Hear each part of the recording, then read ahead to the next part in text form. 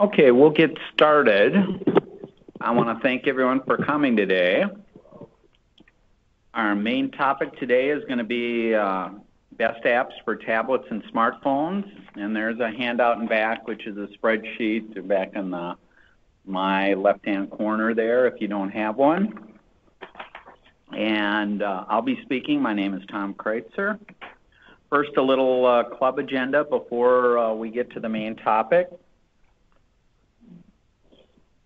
Our next meeting was scheduled for April 15th, but it has been moved to Monday, April 13th. So if you do have the old date on your calendar, make sure and change it.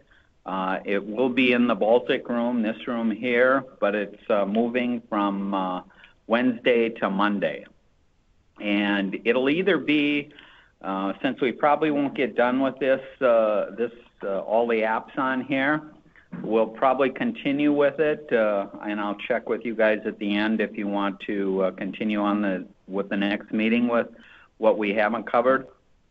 Or if you think it's okay, we'd go on to a different topic, and the next topic would be activity trackers, and that would get into some of the bands and watches that you can get and some of the apps on the smartphone and some of the features. So we'll have that on Monday, April 13th. Also, we have coming up the MaxSig, and the MaxSig is coming up this Friday. Normally their meetings are at 11:30. This one does start at 11 o'clock. So if you are, going to the MaxSig, note the time change. Somebody needed the room earlier, so their meeting will be from 11 to 12 o'clock. Okay, our officers, we have Jim Holman as our president, and I don't see Jim. Linda Brown is our vice president. Paul Ebert is our membership secretary, and I don't see him. Mike Griffin is the MaxSig and our treasurer. Stan Miller is our secretary. Stan's here. Andrew Petrin is our communication coordinator. And my name is Tom Kreuzer. I'm a director at large. Members old and new, usually you can pay the dues to Paul. Since Paul isn't here, if he doesn't show up, you can drop him off with me and I'll get him to Paul there. And also a reminder, if you are changing your email address, be sure and notify Paul or notify myself or one of the board members, because that's the way that we keep in touch with people with their email.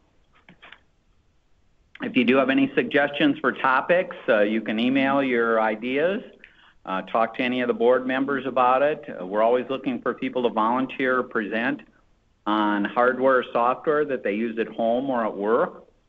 And if you don't want to present, we do have a monthly eBytes newsletter, and you can write a long article or as short as a sentence or two review of something that you liked or didn't like or works or doesn't work.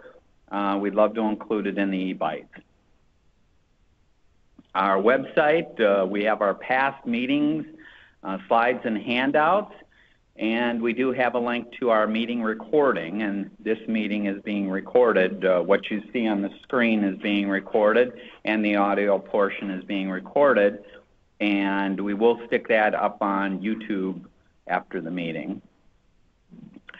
We also have on our website a deal section and our eBytes newsletter. Any club questions before we get to the main subject?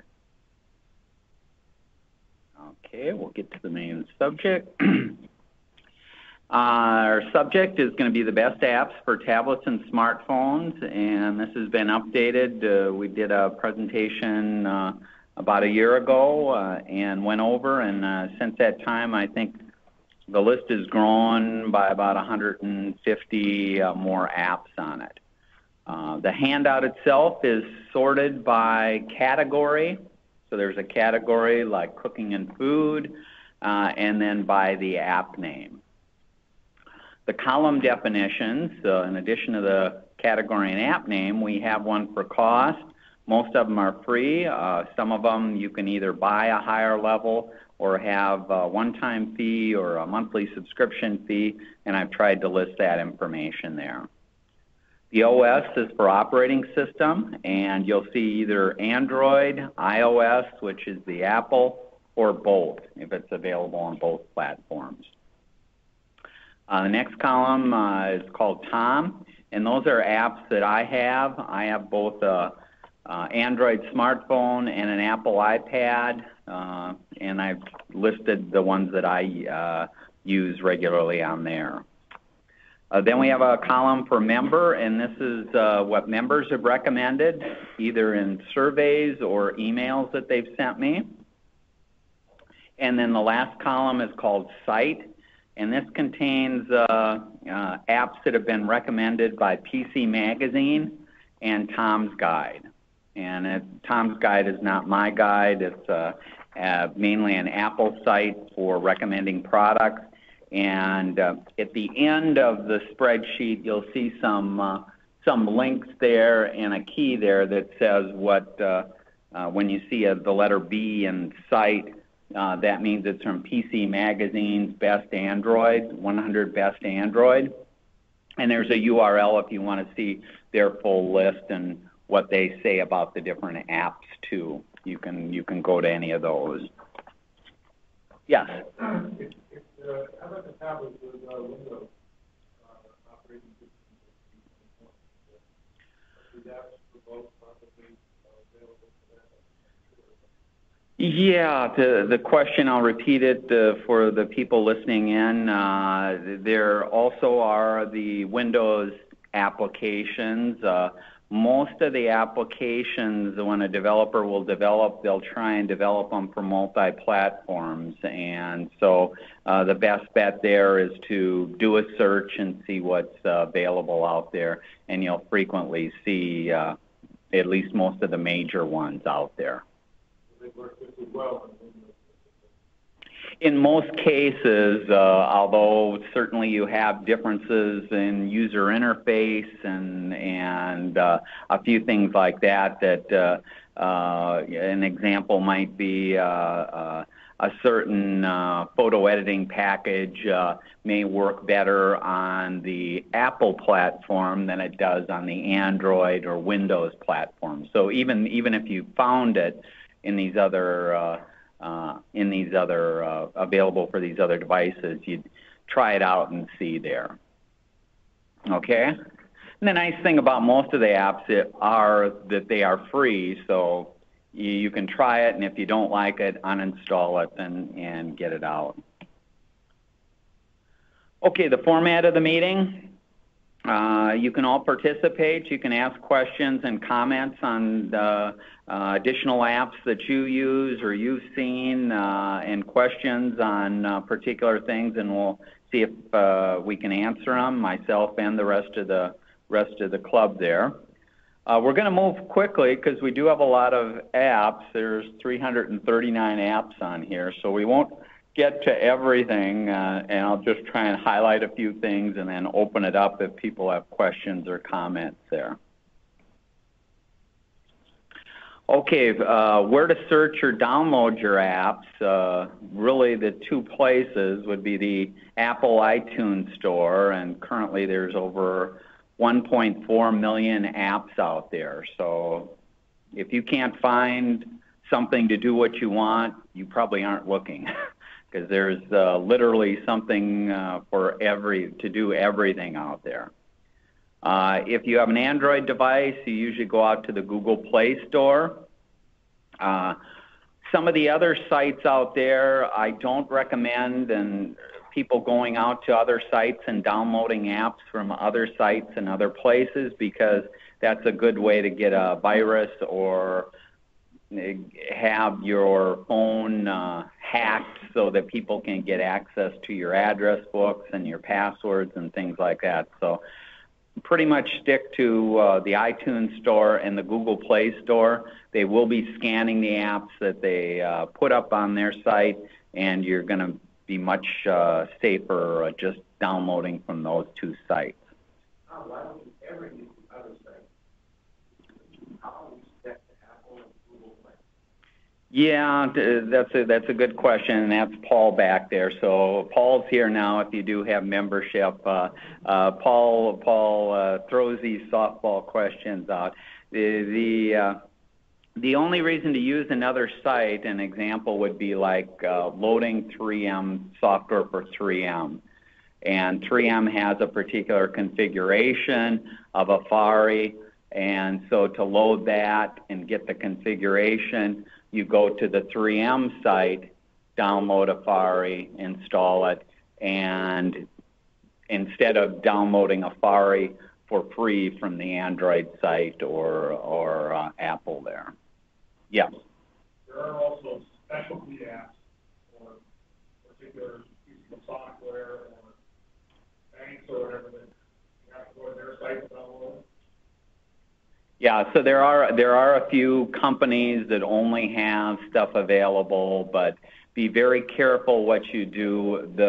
For the 99.9% of the time, you're downloading from iTunes or the Google Play Store. Okay. What I'm showing here is what you do at the Google Play Store. However, the same things apply to iTunes. So when you go out to the store, you're going to be able to search, and when you start searching for stuff, you're going to get a list of things that match. You can then get more detail on it. That detail, well, some of the things that you have on here, like if you're on the Google Play Store, you'll see a button called Install. And actually, when I search for stuff to put on my smartphone, which is an Android phone, I'll use my PC. I use my PC to go out and search for stuff because it's much faster for me to deal with that. I can search for it, I can watch videos, I can do all the stuff here. I can click Install, and if you have multiple Android devices or only one Android device, it'll say it's going to install it on this device, and it'll start installing on the device. So it's a real quick way to install and do things, even though I'm not logged into the device and searching the Google Play on here. I'm using Google Play off of my PC or any other device. So you can install. One of the other important things on this screen is the reviews and scores. So you'll see this is the total number of reviews, and this is the scores out of 5 stars, what it has. Since this is Google, you also have the Google Plus, their social network, how many people have recommended this app on there. You'll have videos, potentially videos or images that you can scroll through and see what the app does, what some of the screens look like. And if you scroll down, you'll get a longer description of what it is. You'll also see a breakdown of the reviews. So it's the average 4.3 stars. These are how many people recommended it at 5, 4, etc. And then it has some of the reviews that people wrote in here. So if you do see one, so you really like the app and this person seems to like it the same way you do, you can actually click on the user and it'll tell you all the other apps that this person recommends. So it's another way to connect and get a list of other applications. This person liked this, and if you have similar tastes, you can see what they like and then install the same apps that they're using. This is additional information, so I scrolled down a little more. This is probably the most important piece of information that I look at in an app. I want to know the total number of installs that have been done for that app. And in this case, this app has been installed between 10 million and 50 million times. And so the app that you install should have a high number of installs, in the millions, if it's something common that people are doing. If it only has an install of 10,000, well, 10,000 people around the world is a drop in the bucket. I wouldn't bother with the app. It can't be that good because people are not using it, unless it's some obscure app that you need that particular functionality. But if you're looking for how to do cooking or whatever, you're not going to find a good app out there that has 100,000 people that have installed it and it's really good and easy to use. You just aren't going to find that. The other thing that it'll show you is similar apps. So it'll show you other apps that people were also looking at or may have installed there. So it gives you a quick idea. If you're searching for an app to do something, look at all these things and then figure out whether you really want to install it or if you might want to look for something else. Okay, let's get started. First categories that we'll go into is cooking and food and creativity. The cooking and food, there's a variety of things in there, some of which are keeping track of recipes there for you or searching for recipes. The one that I've highlighted in the green there is one that I end up using all the time, which is called Tip and Split. It's just a very simple app where you can put in your check when you go out to eat, the tip that you want, the percent that you want. It'll figure out the amount, put in the number of people, and it'll tell you what each person pays there. So it's a very simple little app, very easy to use, but solves a real nice problem there. The other ones that you've got in here in the cooking, Yelp, if you're looking for a restaurant to eat at or reviews and things like that, Yelp is very good for that, for bars, shopping, food, other things like that. One member recommended this app here, which rates wine based on the photo of the label. So what you do is you have your bottle of wine that somebody ordered in front of you, and you can use the camera on the phone, take a picture of it. It'll do a search for that wine and tell you where you can buy it, the different reviews of it, and things like that. So it's kind of nice. And if you're a beer lover, the Untapped is a nice little app for telling you about different types of beer, reviews of the beers and things like that. So if you're a beer lover, that's a nice little app to have. Anybody have anything in the cooking and food that they're particularly love or are interested in? Okay. The creativity, I didn't highlight any here, but most of the apps here have to do with editing photos. So you're either making collages, you're enhancing photos, you're doing stuff, and there's all kinds of apps to help you do that. Whether you're uploading to Instagram or to Facebook or that, these can give you a little more power to manipulate the photos and, work with them there. Personally, myself, I usually don't end up editing them on my phone or on my tablet. I think I've mentioned in the past in one of the meetings there, I automatically back up all my photos and everything to Google+, which means that I can access it from my PC or from any other device.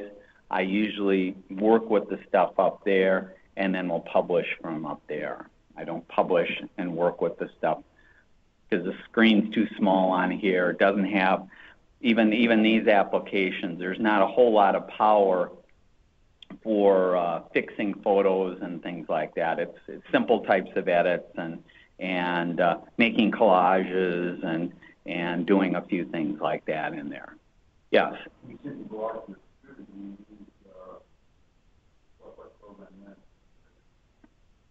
I use Picasa. So Picasa on the computer, but actually you don't even have to use Picasa.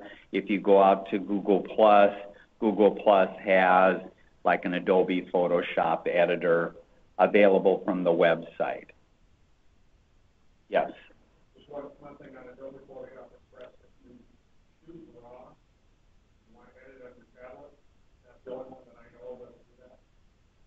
Okay.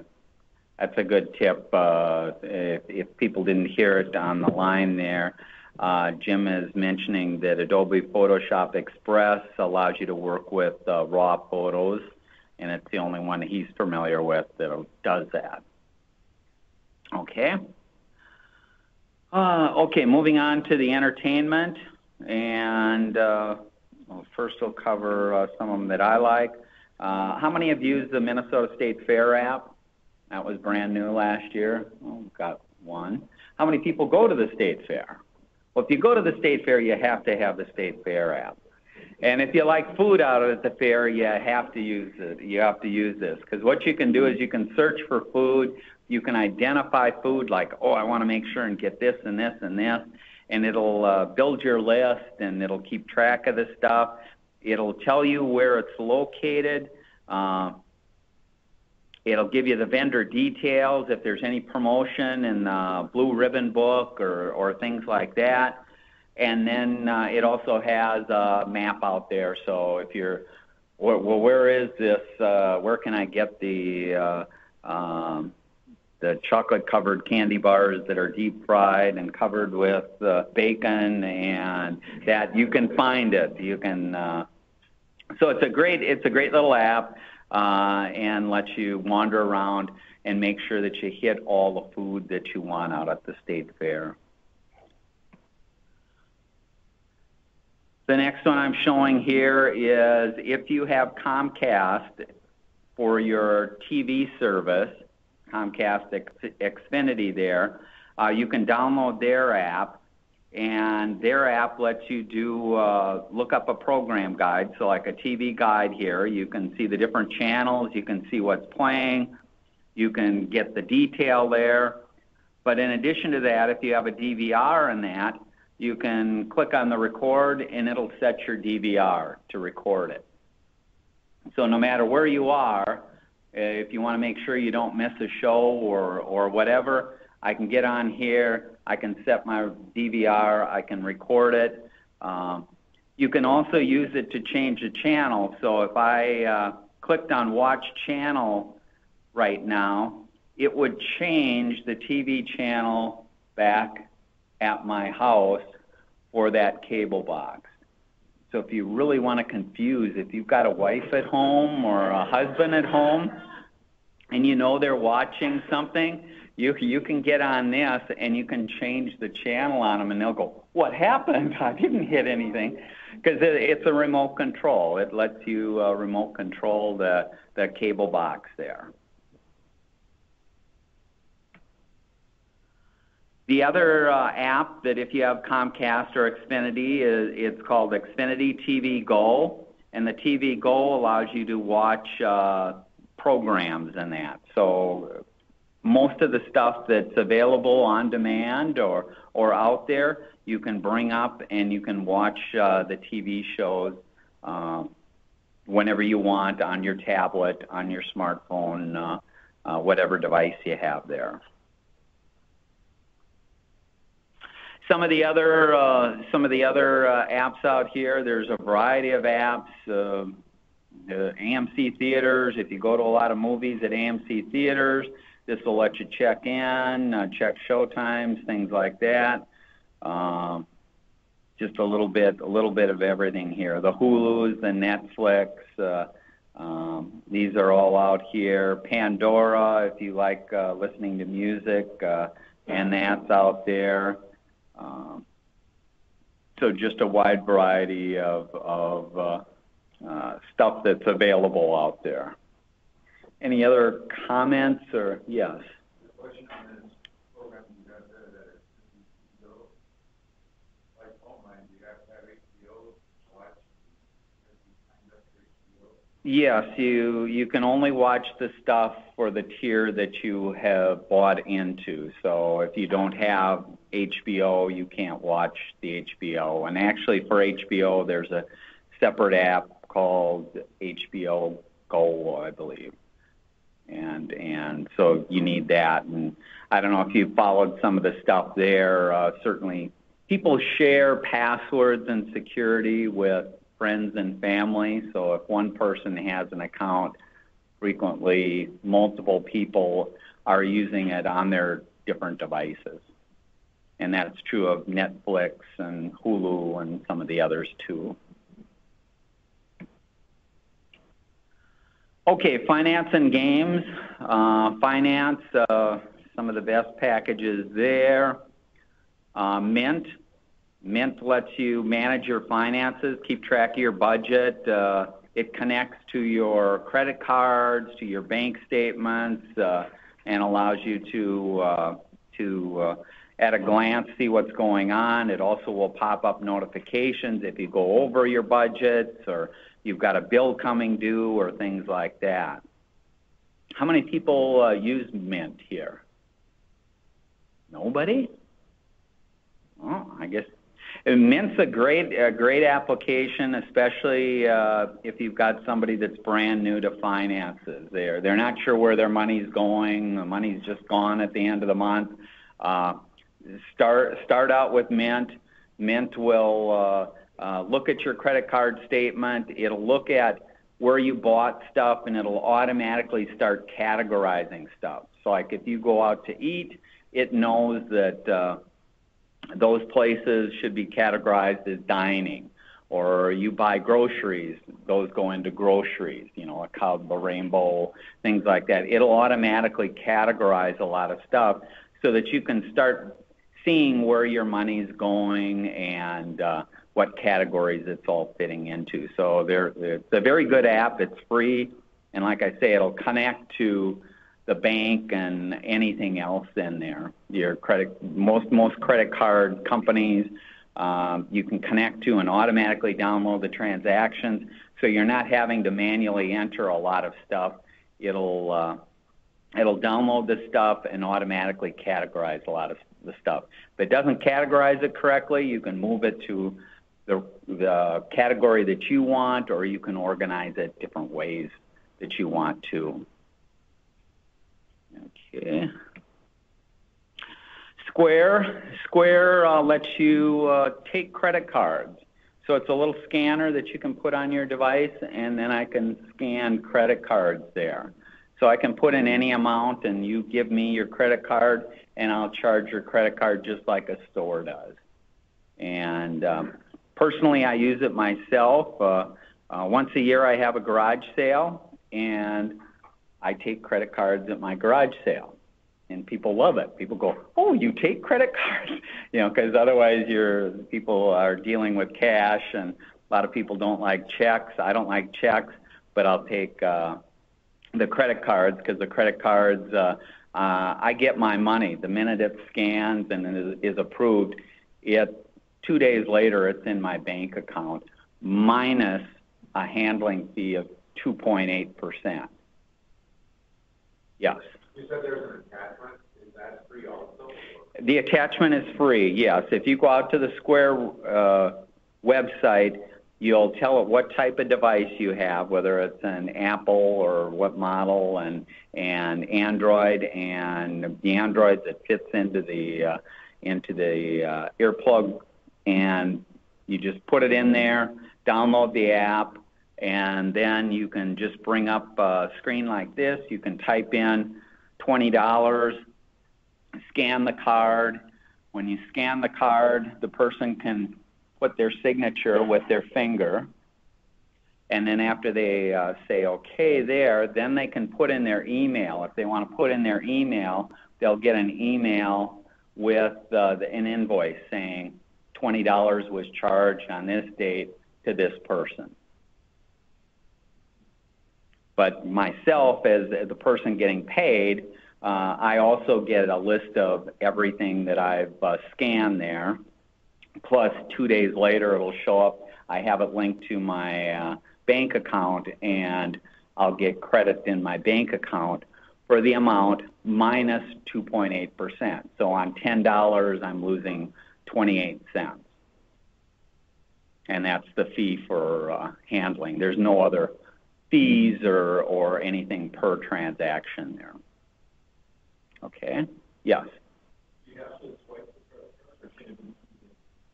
You swipe the credit card. It can be keyed in, but if you key it in, you don't get the same protection.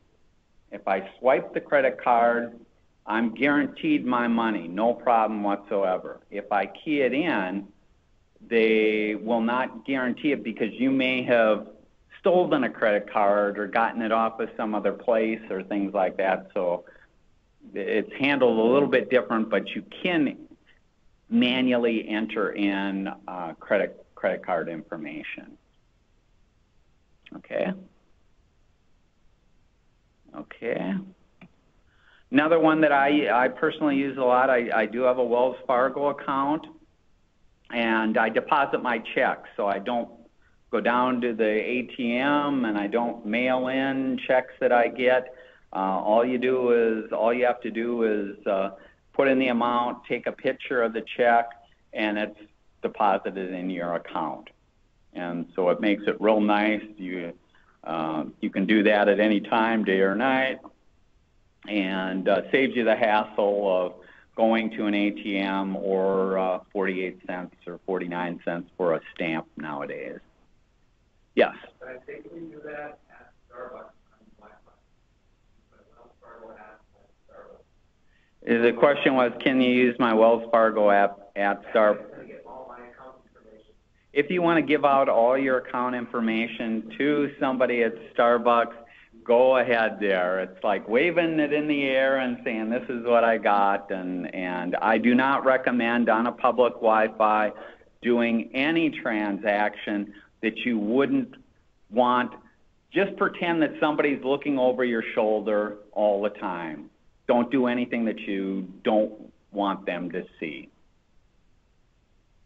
Doesn't mean that somebody's always monitoring it and that you're always going to get an account stolen. It just means that it's certainly a lot easier to steal it when there's public Wi-Fi than when you're on your own private network at home or wired in there. And just like the Wells Fargo app, for those that I have Fidelity account also.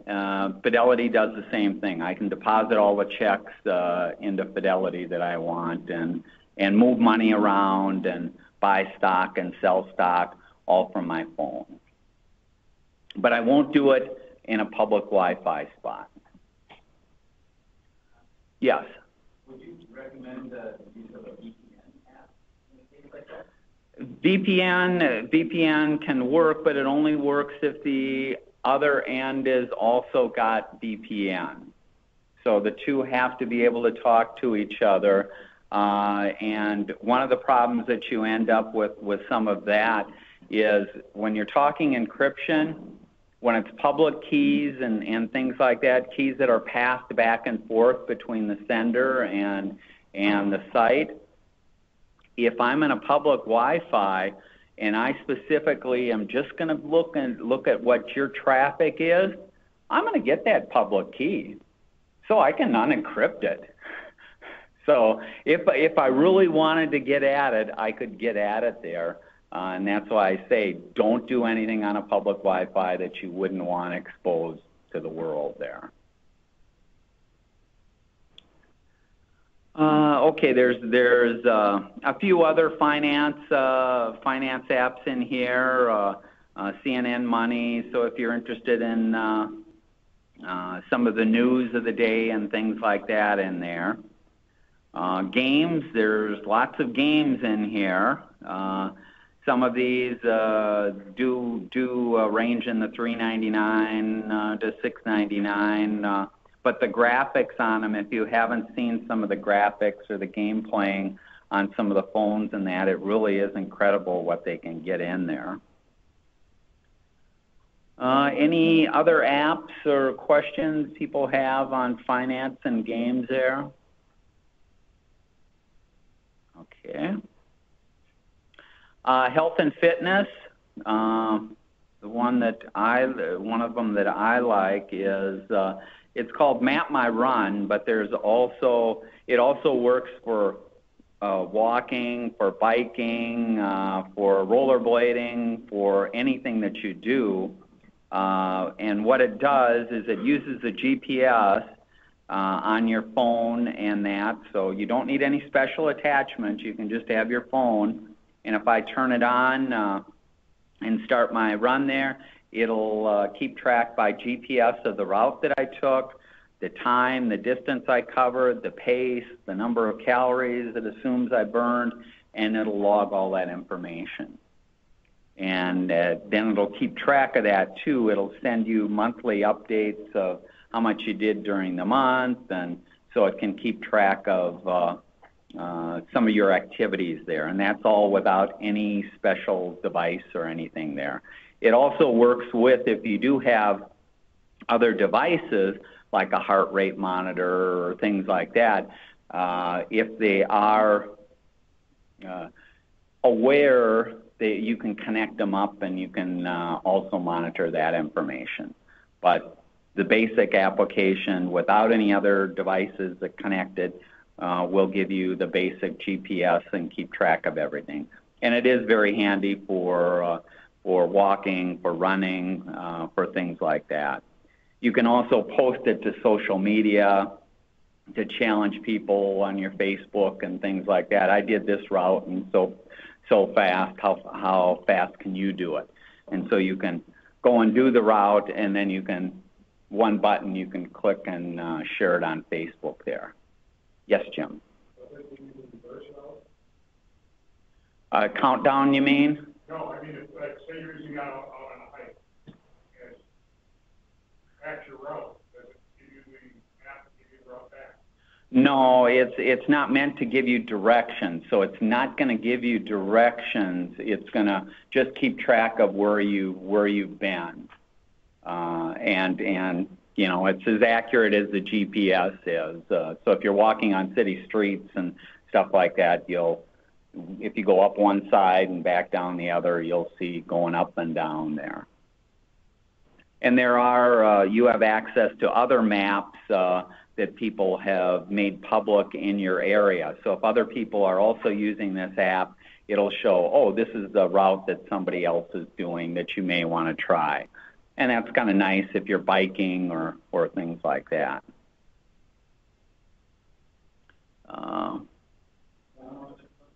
Yes? You have to start it each time, and if so, you have to tell it what you're going to be doing, or...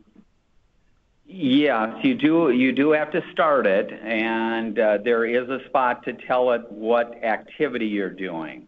Now, if you don't set it when you start it, you can set it after you're done, or change it after you're done, so that it gets into your log with the correct activity. So you can edit that after the fact there. No, you can't retroactively start the event, and the timer is solely based off of when you start it. You can pause it at any point. So let's say you're biking and you stop for a while, or you stop to eat, and then after you're done eating, then you continue on. You can pause it and then start it back up again, or you can stop it, save that portion, and then start a second activity, you know, when you're ready to go again. Okay? Any other questions on that? It's a real nice little app there. There's a bunch of other apps in the health and fitness, some for keeping track of your calories. So this calorie counter, MyFitnessPal, that's a good one there. If you're on the 3M health incentive and you want to track your calories and that, that's a nice one to do that. Let's see, what do they have? Who is it? Johnson. Where was the there was a zombie run. Run with a storyline and earn points. So as you start running, it puts obstacles in front of you that you have to divert around and things like that. So it's trying to make the run or the walk or whatever you're doing a little more interactive there. So there's a little bit of everything there. News or anything else in the health and fitness that anyone wants to recommend? WebMD is out there, so if you're looking up to see what fatal disease you've come down with, or somebody in the house has come down with, WebMD is great for that. Yes. I've got one tracker, I think Moves? and it's kind of like a Fitbit or whatnot, where it just runs all day. It tries to determine based on how fast you're going, I believe, whether you're walking, biking, or transit. Okay. What's very important, it doesn't always pick out what you're doing as accurately, and I don't believe it identifies walking versus running. Okay.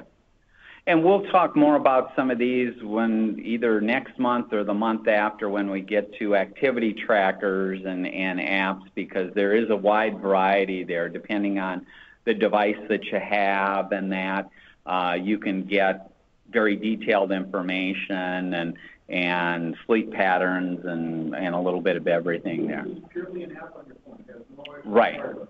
right. But now all of them are starting to connect into these other devices that you have too. So even when you're looking for the number of steps in that, some of these apps will try and keep track of the number of steps, because there is an accelerometer in here that can be used to simulate a pedometer, you know, how many steps you're doing. It's not as accurate as some of the standalone devices, but certainly if you're just looking to get started, it can be an option there. Okay, any other questions or comments on the health and fitness? News, there's a million of the news things out there. I happen to like U.S. news for the, the world news. For the local news, you have all your standard TV stations usually, so you'll see the KARE 11, KSTP. There's also St. Paul paper, Minneapolis paper, if that's what you prefer. Certainly you can look at some of those. There's also the 3M Cloud Library, and that's, books for free using your library card. So if you have a library card, you can go out there and you can get access to a wide variety of books that 3M puts out there for the library systems. I use Yes. that one. I've been using that one on my iPad for like 3 years, almost daily. I've never paid a dime for. Yeah, I mean, you're getting access to books and stuff like that. If you like to read books and like to do stuff, you don't have to pay an awful lot and subscribe to some of this other stuff or buy the books. There's a lot of free stuff out there, and especially with a library card and some of this, you have access to a lot of stuff there. And they are getting access to even more things. If you're not familiar with some of the libraries, they get into audio. So you have audio books, you have songs and videos and even things like that. So they're branching out to other forms of media at the library also. Sometimes, like on Gone Girl, I didn't read it for free, but I did it for free. Right now in my old box, I have Girl on the Train. That's a good one. But I wanted to read Mockingjay a second time, so I put that in. It said I'd have to wait a really long time. I waited like 5 days. You get it 21 days, and then if it's available, you can check it out again. And then sometimes I do things a little longer. But if you and then you can check it back in if you want. You don't have to look at it here, If you check it back in, then you have a really big history for yourself. Say, oh, I like that author, maybe they wrote something else. Or what was the name of that book again? That you didn't quite finish it, so then you want to check it out. And it makes it get a button to check it out. It's really nice. Like I said, I can get all the tickets.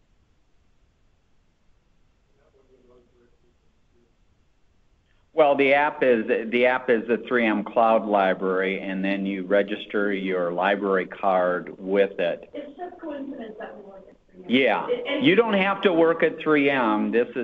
It just happens to be an app that 3M creates, and because 3M does a large number of the library systems, if you're not familiar with 3M, the security systems and the checkout systems at the library are mostly 3M products.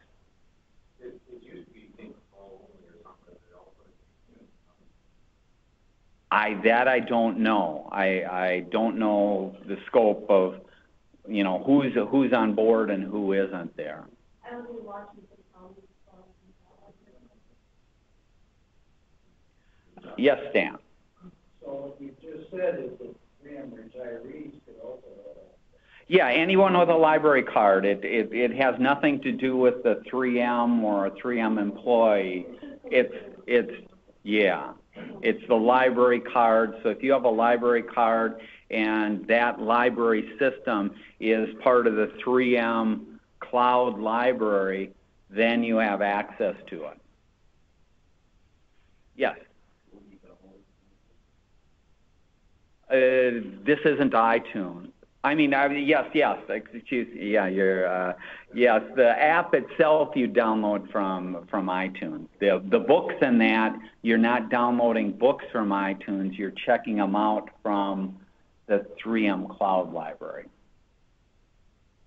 Okay. I thought I just went to a website, but it was 3 years ago. Well, they also have a website. You can do it that way. I mean, if you're really into reading books and that, you know, this isn't necessarily the best device. I mean, it works in a pinch, but then, you know, a Kindle reader or some of the other stuff is probably more easier if you're outside and you're trying to read a book, or you're on the beach and you want to do stuff. Okay, productivity. We've covered some of these before, like the Evernote and the OneNote from Microsoft. And OneNote, we had a demo of that a little over a year ago. Excellent product from Microsoft. Lets you do list keeping, put in documents. Let's say you're trying to do your expense report. Take pictures of your receipts and collect your receipts together. OneNote is great for that. And if you're still an active 3M employee, you have access to OneNote at work also. But there's a whole bunch of applications, whether it's the Google Docs,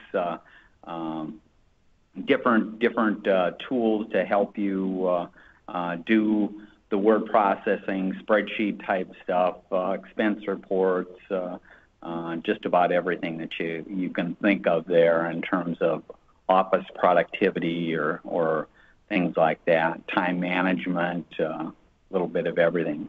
Any comments on those? Yes. What you're showing there, this is from OneNote. OneNote, if you haven't used it before, it's much easier to use than, let's say, Microsoft Word for building a list. Because I just go in here, I say I want check boxes, and it'll automatically, everything that I type in here, so I type anything in here, I hit enter, I get another one, I hit enter, I get another one. Then when I go to the grocery store, I can just go here, bring up OneNote, and the stuff that as I purchase it, I just use my finger and click, I've got this, I got this, I got this, I got this, and so I use that as a list maker there. Now there's also list makers in some of the others. If you use some of the other apps, like from Cub or from Lunds or things like that, or Menards, they also have lists within there. This kind of works as an overall. If you don't have one in one of the others, you can put anything in here and your to-do lists and stuff like that in there.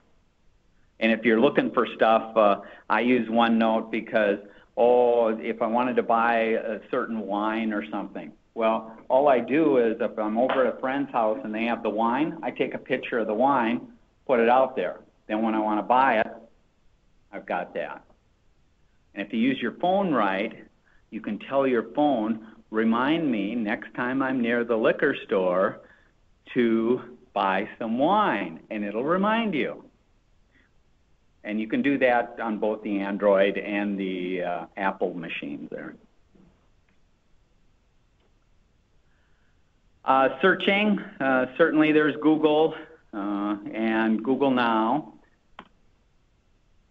And how many people use Google Now on their Android? Ooh, if you've got an Android device, start using it. Google Now will start doing the thinking for you. So what it'll do is it'll always keep track of how far away you are from home, and it looks at your schedule. And so before I go to work, it knows that I usually go to work and what time I go to work, and it'll tell me the traffic conditions and if there's any road or that. So it's more than just a GPS system. It'll tell you stuff, but then you can also say I'm interested in the Wild or the Twins or specific sports teams. It'll keep track of the scores, tell you updates. We're in the 5th inning, they just scored. It will do all kinds of stuff like that, keep track of your stocks, tell you how the stock market's doing, and it creates what are called these cards. And the cards are pieces of information, and you can have dozens and dozens of these cards with different pieces of information, and it'll just keep you updated on everything there. So it's really a nice thing there. Also, this is where you get into the voice. You can click on that at any time, or if you have it activated, you can just, I don't have mine activated here because it goes on too much. If I said Google Now, it would say, I could type in I could speak in the question and it would answer it. So it's that responding to voice, it's integrating with things that I do, it's keeping track of stocks and team scores and stuff like that for you. It'll do all of that stuff for you. Yes? Yes, it can remember where you parked your car, and it'll have reminders if it knows that you have an event coming up and you're too far away and things like that. It'll tell you that you better get going and things like that. So it'll do a lot of the thinking that you had to do before. It can handle a large part of that. And some of it's just automatically. Once you turn it on, again, it starts understanding what you're doing on a daily basis, where you're located, what stores you go to, things like that. It'll keep track of all that. It could. Yeah. So it's a very nice application there, and a lot of functionality in there. This is YP or Yellow Pages, and one of the things I like Yellow Pages for is I like it for gas. So this will show you a map, and it'll show you visually the gas stations around you, what their prices are, and then it has different colors for which one's the highest or the cheapest or that. And this I had taken last year, so this is last year's prices with $3.49 there. But I like this better than Gas Buddy or a number of the other ones that will do gas prices. And you can zoom in on any of the stores to see when the price was last updated and the location. If you're not familiar with the location there, you can zoom in or zoom back, scan another area if you want. You can move around very easily. And the Yellow Pages, not only for gas stations, but you can do it for movie theaters, for restaurants, for bars. So it'll let you find everything around you also.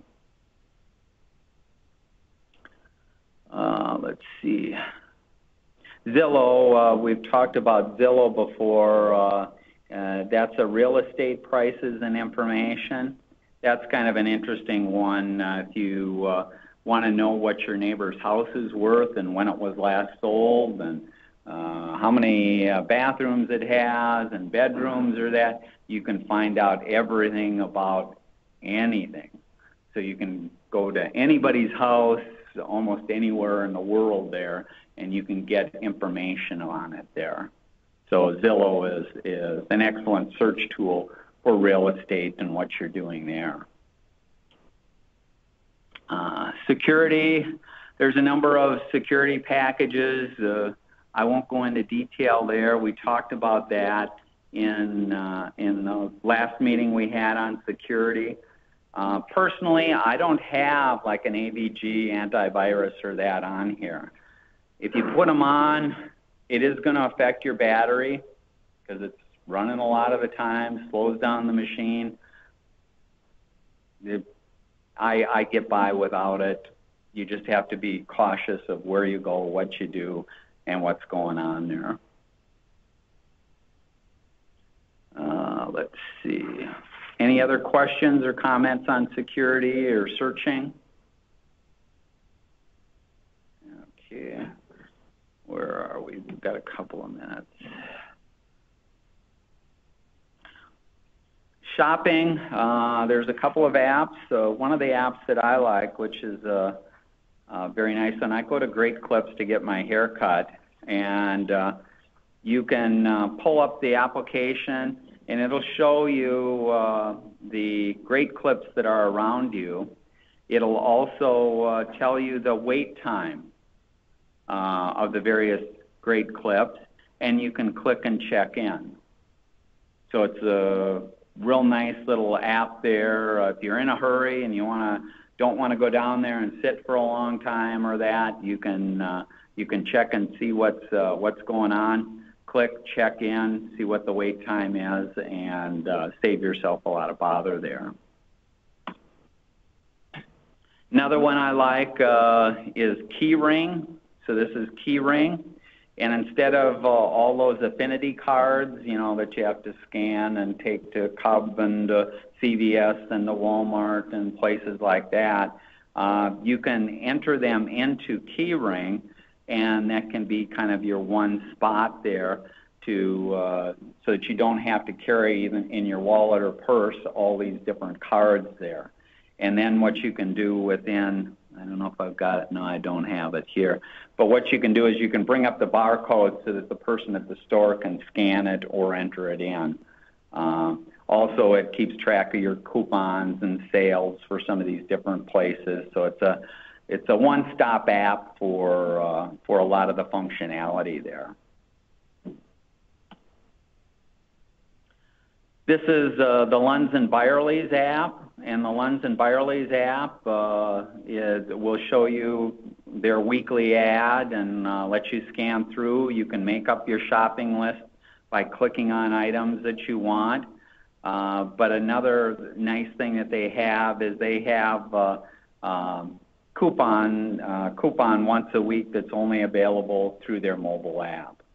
And so if you go to Lunds and Byerly's, this is a special coupon that isn't available anywhere else.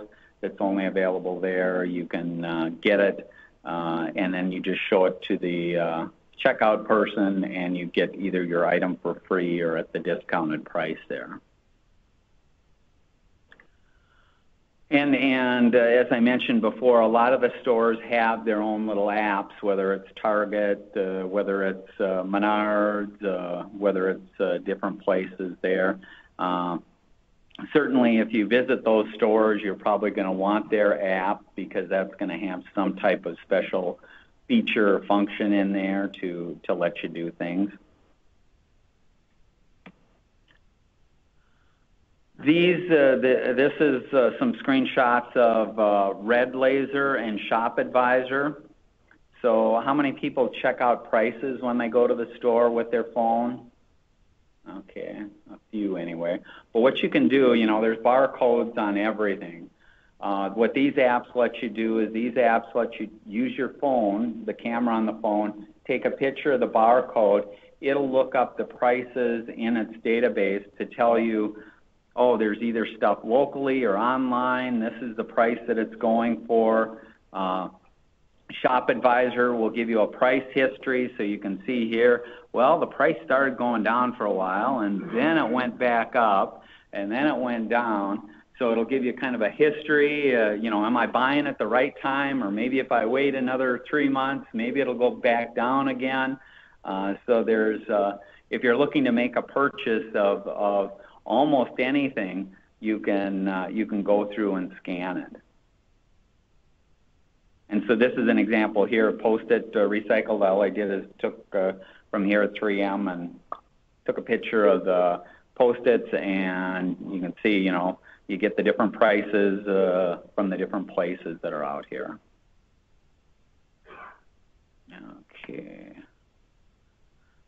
Okay, well, we've come to our end of our hour here, so I think I'll stop here. But we've still got a lot of stuff to cover, so I think what we'll do is we'll take our April meeting and we'll pick up at this point, and we'll continue on with the rest of them, because we did make it about halfway through there. So our April meeting will be a continuation of this, where we'll pick up starting at the social and continue on from there. Any other questions or comments that people have? And if you do have any other apps that you'd like to see mentioned, send me an email, and I can include them either in here or in the eBytes newsletter. Okay, well, thank you.